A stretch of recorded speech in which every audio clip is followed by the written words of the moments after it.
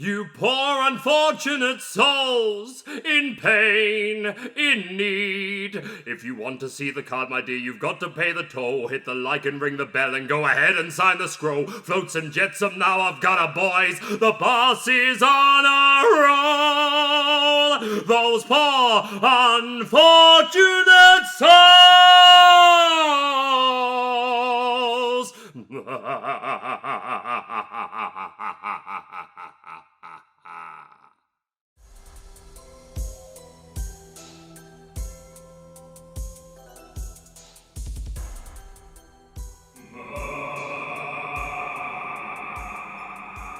Hello and welcome back to Lorcana Villain. My name is Baker, and today we are revealing a brand new card from the next set of Lorcana into the Inklands.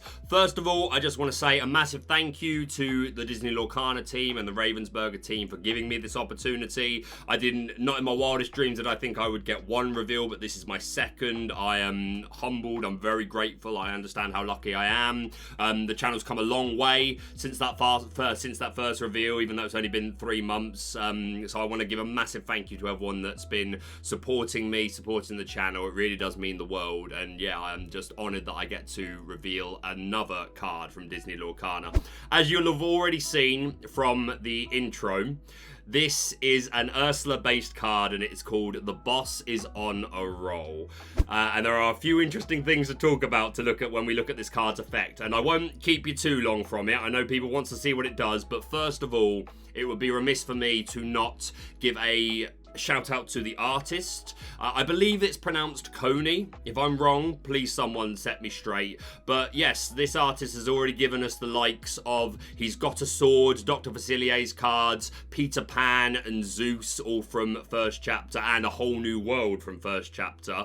A meta-defining card. And then even gave us Pacha, Mother Gothel and Prince John. So an incredible artist, and it's fantastic to see them still lending their skills to the game. So a massive shout out to them. They have a Twitter which will be linked down below. Right now I'm looking at Lorcania. Shout out to the website runners of Lorcania. But yeah, they're an artist from Paris, France. Here's their Twitter. They've also got a private website here, which you can go and look at.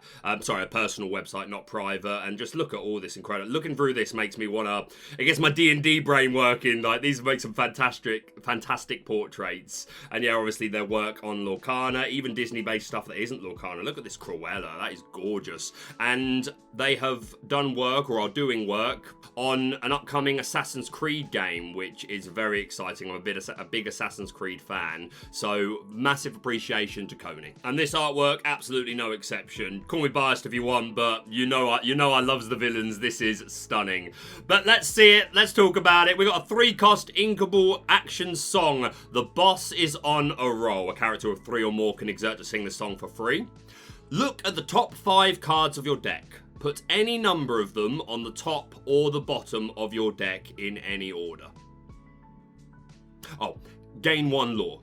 So, I'm not going to straight away say that this is immediately groundbreaking and meta-defining, but if GOAT has taught us anything, it's that cards that just say gain a lore are very strong and you can't write off. Obviously, GOAT's different. You can bounce it. You get it for entering and leaving play. I'm not trying to say it's a new GOAT, but my point being, just passive lore gain is so incredibly strong. So, last time I did a card reveal, I waffled on for half an hour every single combo that I could possibly think of that worked with the most diabolical scheme. I'm not going to do that this time, but there are a few combo cards that we're going to talk about. So the first comparison you make when you look at this card really should be the reflection card that we got in Chapter 1. 1-cost inkable. Look at the top 3 cards of your deck, put them on the top of your deck in any order. So this obviously, while more expensive, a lot more powerful because you can put whatever you don't want to the bottom. So this is going to let you manipulate draws a bit better, put the cards that you don't want to see now or anytime soon to the bottom of your deck. So you do get to kind of assure that you have, not necessarily assure you have good draws, because you could look at the top 5 and think, I don't like any of them, put them all at the bottom. So it doesn't necessarily assure that you're going to have good draws following if you were to do that, but at least you're getting rid of cards that you really didn't want to see. So that's certainly something to take into account. In set 1, we also got a couple of cards that help manipulate the top of the deck, the likes of Ursula's Cauldron and Yzma. Then in set 2, we saw a couple of cards that benefit from having a good card at the top of your deck. The most notable is Mufasa, and it is worth mentioning, while this is a song, so if you're including this in your Mufasa decks, then you are lowering your odds of hitting characters off of Mufasa, but that's not the end of the world. Some decks playing Mufasa I've seen run up to 8 non-character cards, but this does give you more control over it, and you can't deny if it's a turn where Mufasa's ink is dry and he could challenge, and if there's a target that would take him out in return, being able to play the bosses on a roll and go, oh, there's my Maleficent, or whatever it is that best suits the board state. Again, it's only a 5-card dig, so you're not assured to always hit that, but it's gonna help. So there is some utility there that we can't ignore. There's also Mulan, who we got in Rise of the Floodborn, reflecting 4-cost Inkable, a Floodborn, so shifts for 2, and Honor to the Ancestors. Whenever this character quests, you may reveal the top card of your deck. If it's a song card, you may play it for free, otherwise put it on the top of your deck.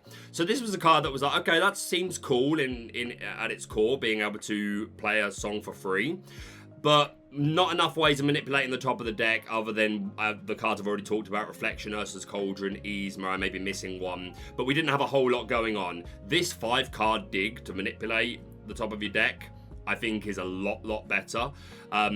So the problem is, if you're running those 2 colours, Amethyst, Amber, you're kind of restricted in high-cost songs. So obviously there's the Bosses on a Roll itself. There's Friends on the Other Side that comes from playing Amethyst. But other than that, there's not a lot of songs that Amber and Amethyst regularly play. In Amber, you could argue Zero to Hero, Part of Your World, kind of.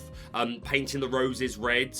And then in Amethyst, there's Gruesome and Grim. All low-cost songs, but not necessarily enough to make setting this all up just to get Mulan's Ripper card off the top. It's not, at the moment, it's not enough to really make it worth it. Where I think this is going to shine, however, is with Sleepy's Flutes, because obviously that's in Amber. Exert, if you played a song this turn, gain 1 lore. So having a couple of Sleepy's Flutes on the board and playing the Bosses on a Roll means an immediate 3 lore gain, 1 from Bosses on a Roll and 2 from the Sleepy's Flutes. If you're running 4 Bosses on a Roll, I think there's something here. I'm not gonna come out and say, oh, this is gonna be the new big Sleepy's Flute deck, Amber Amethyst. But I think there's a chance. I think we need a little bit more. But already, just the fact that you're playing Amethyst means that you're already running things like Goats and all the lore gain stuff and the card draw stuff that Amethyst has. So there might be something here to build ourselves a Sleepy's Flute deck in Amber Amethyst, where we rely on Friends on the Other Side, Bosses on a Roll. Maybe you include Painting the Roses Red because it draws a card for itself. Maybe we find use for Part of Your World or Gruesome and Grim. We probably find use for Reflection because it's another 1-cost song that we can tilt our flute with, and again goes towards our manipulation of the top of the deck.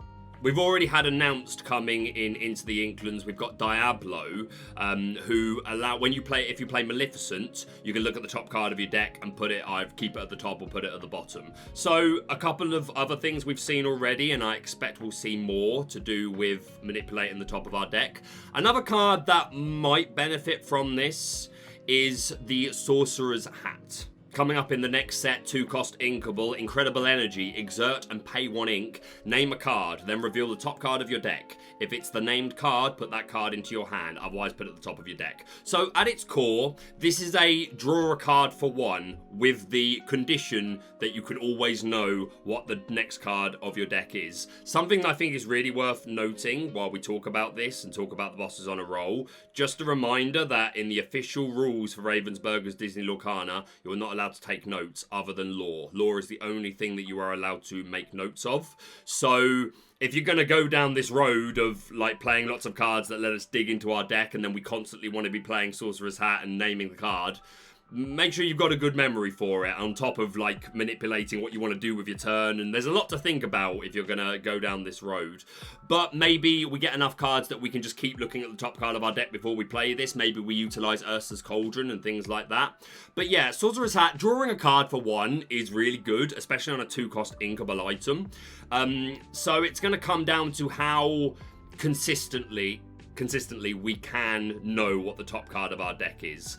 And if we are playing an Amethyst Amber deck where we just want to play Sleepy's Flutes, play a lot of songs, and benefit from things like Bosses on a Roll, which is a song and letting us see the top cards of our deck, Reflections letting us see the top card of our deck, and again it's a song. We can still play potentially Mufasas, but depending on what our character count is. Also worth noting, you could sing this with Sebastian or the newly announced Miss Bianca. They both have Singer 4, so maybe you want to go down that road. Plus, we're getting locations. Amethyst already has the Sorcerer's, well, is going to get the Sorcerer's Tower and Forbidden Mountain. And these are just passive lore gains, so maybe we end up with a deck that is literally just singing songs and gaining lore that way. It probably falls on its shield to item removal if that's the case, but who knows. And then benefit from something like Bernard, who's going to keep re-readying our characters, and we don't quest at all, we just sing songs, play the flute, and do goat things. So I do think there's something here. We'll just mention a few other potential combo cards you could look at if you were going to go down this road. There's a new Pongo coming. Pay 2 ink to look at the top card of your deck. If it's a character, then you get to put it in your hand. Potentially something there. Ursula's Shell Necklace. Maybe we want to run that as a one-off. Just if we're going to be playing a lot of songs, we might as well be drawing extra cards as well. I mentioned Zero to Hero. Obviously, Cinderella Ballroom Sensation. You can put this down on you can put her down on turn 1 and then sing this straight away. The Commanding Presence Floodborn Queen, you could shift into that turn 2 and play this early. We can play Ariel to search these songs.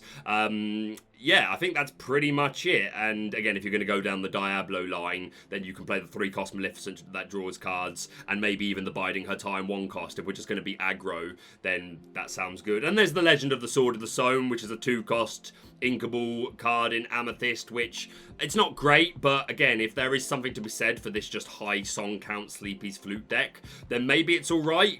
Chosen character gets challenger free this turn, so if we play a lot of 1/3 1-drops, like the Olafs, then maybe this does become a song that can sometimes come in use and help us control the board while we're singing songs and tilting our flute. I'm not saying immediately, like, there's enough here, but I think there's something here to create a really interesting Amethyst Amber toot and flute deck.